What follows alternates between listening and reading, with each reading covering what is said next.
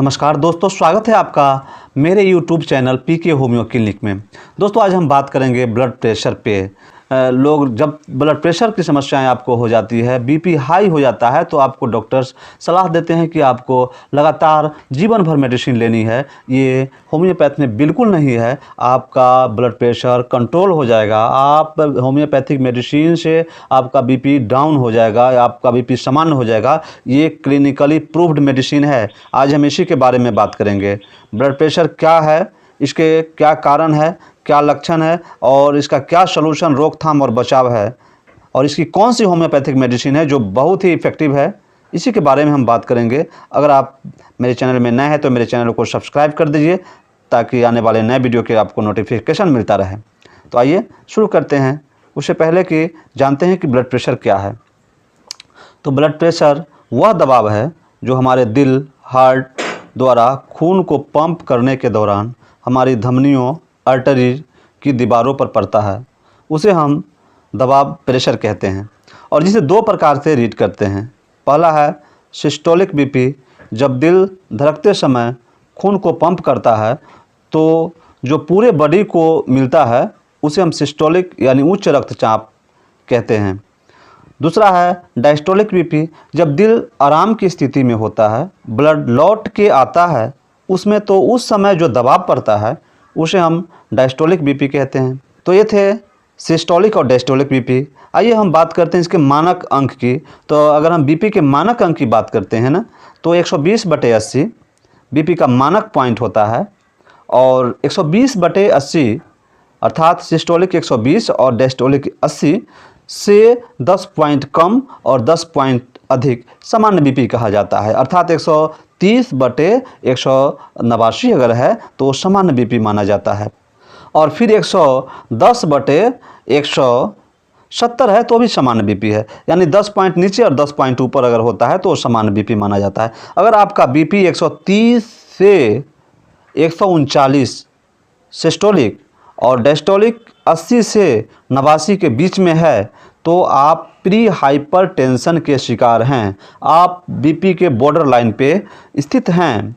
आपको बीपी पर पूरी तरह से ध्यान देने की ज़रूरत है।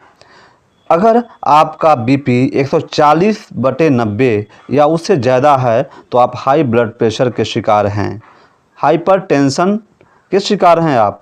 आपको दवा की ज़रूरत पड़ती है।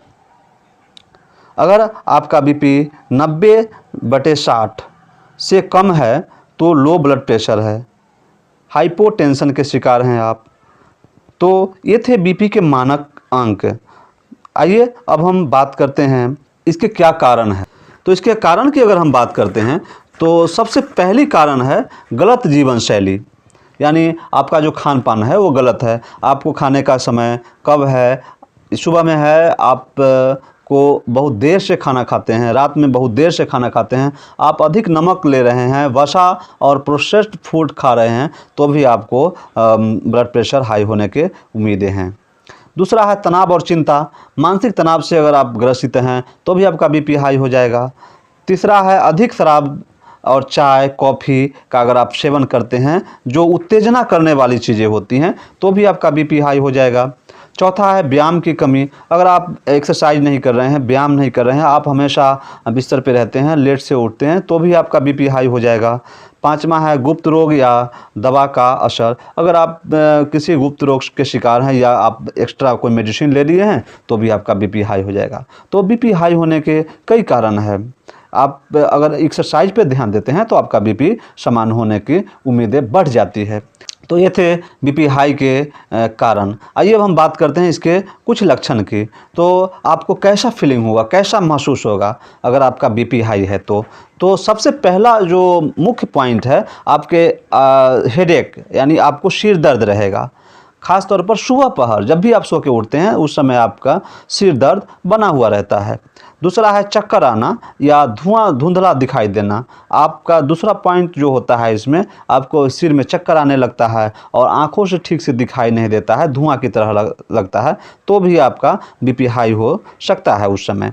तीसरा है तेज़ धड़कनें और सीने में दबाव। आपके सीने में धड़कनें होना शुरू हो जाता है, दबाव होना लगता है कि सीना में कुछ खिंचाव हो रहा है, तो भी आपका बीपी हाई होने के चांसेस होते हैं। चौथा कारण है थकान और कमजोरी। आपको बहुत बार बार थकान और कमजोरी फीलिंग हो रहा है, तो भी आप बीपी का जांच करवा के आप अपने आप पॉइंटिंग को देख सकते हैं कि कितना पॉइंट है आपका बीपी। और पांचवा है नाक से ब्लड आना, यानी एक गंभीर परिस्थिति होता है। जब नाक से ब्लड आता है तो ये गंभीर क्रियाएं हैं, गंभीर परिस्थिति है, उस समय नाक से ब्लड होता है, आपको उस समय डॉक्टर की ज़रूरत पड़ती है और आप उस समय हॉस्पिटल जाके अपने ट्रीटमेंट करवाएं। अगर आपका नाक से ब्लड आता है, या तो आप पूरी तरह से बेहोश अवस्था में होंगे, या फिर अगर आपको होश हैं तो आप फ़ौरन जितनी जल्दी हो सके आप डॉक्टर के पास जाएं, हॉस्पिटल जाएं और अपना इलाज कराएं। और पांचवा कारण है सांस लेने में तकलीफ़ें होती है। अगर सांस लेने में भी तकलीफ़ें हो रही हैं, आपका ऑक्सीजन लेवल भी कम है, तो हो सकता है आपका बीपी बहुत अधिक हाई हो, उसके कारण भी ऐसा हो रहा है। तो ये थे बीपी के कुछ सामान्य लक्षण। आइए अब हम बात करते हैं कि अगर आपका बीपी 140 से ऊपर है, 60, 70, 80 अगर है, तो इमीडिएटली घटाने के लिए क्या करना चाहिए। तो इमीडिएटली घटाने के लिए हमें एक्सरसाइज ज़रूरी है। आप कभी भी एक्सरसाइज कर सकते हैं, जैसे आप अनुलोम विलोम खाना खाने के 2 घंटे बाद आप इसे कर सकते हैं। और जैसे ही आप अनुलोम विलोम बैठ के करेंगे खुली हवा में, प्राकृतिक हवा में अगर आप करते हैं खुली हवा में, तो आपका बीपी जो है विदिन 10 मिनट, लगभग 10 मिनट के अंतर में 10 पॉइंट डाउन हो जाएंगे। आपका बीपी अगर 160 है तो 150 इमीडिएटली आ जाएंगे। तो ये थे आपके एक्सरसाइज द्वारा बीपी को घटाने का तरीका। आइए अब हम जानते हैं कि वो कौन सी होम्योपैथिक मेडिसिन है जो बहुत ही इफेक्टिव है और आपको बीपी को जड़ से ख़त्म कर दिया जाएगा। तो सबसे पहली ये कॉम्बिनेशन है, और 3 मेडिसिन का बना हुआ एक कॉम्बिनेशन बहुत ही इफेक्टिव मेडिसिन है। तो सबसे पहली मेडिसिन है पैसिफ्लोरा क्यू, दूसरी मेडिसिन है रॉयल फियासर्पेंटाइना क्यू, और तीसरी मेडिसिन है crataegus Q. Passiflora Q, rauwolfia serpentina Q, crataegus Q, ये तीनों मेडिसिन को आप आपस में मिला दीजिए किसी भी आप होम्योपैथी शॉप से जाके, और ये तीनों मेडिसिन 30-30 ml खरीद लीजिए और एक 100 ml का बोतल लीजिए और उसमें आप ये मिक्सचर मिला के 20 बूंद दिन में 3 बार यूज कीजिए।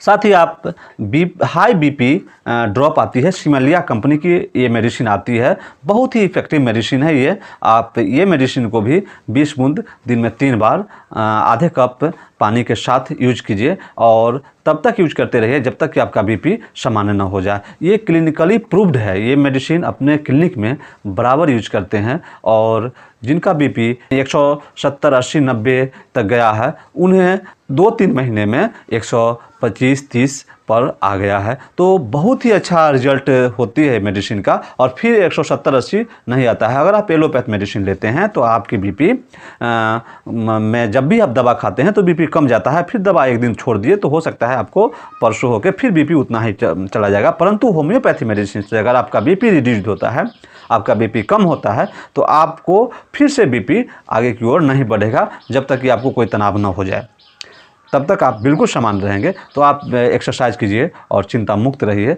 ये मेडिसिन लेते रहिए, बिना कोई साइड इफेक्ट के आप मेडिसिन ले सकते हैं, आप बिल्कुल स्वस्थ रहेंगे। तो आशा करता हूं कि आपको ये वीडियो समझ में आ गया होगा। तो ऐसी नॉलेजेबल वीडियो लेके आता रहता हूं। ऐसी नॉलेजेबल वीडियो देखने के लिए आप मेरे चैनल को सब्सक्राइब कर दीजिए, लाइक शेयर और कमेंट करना ना भूलें। कैसा लगा जरूर बताइएगा। इसी के साथ have a nice day, thank you so much, good bye.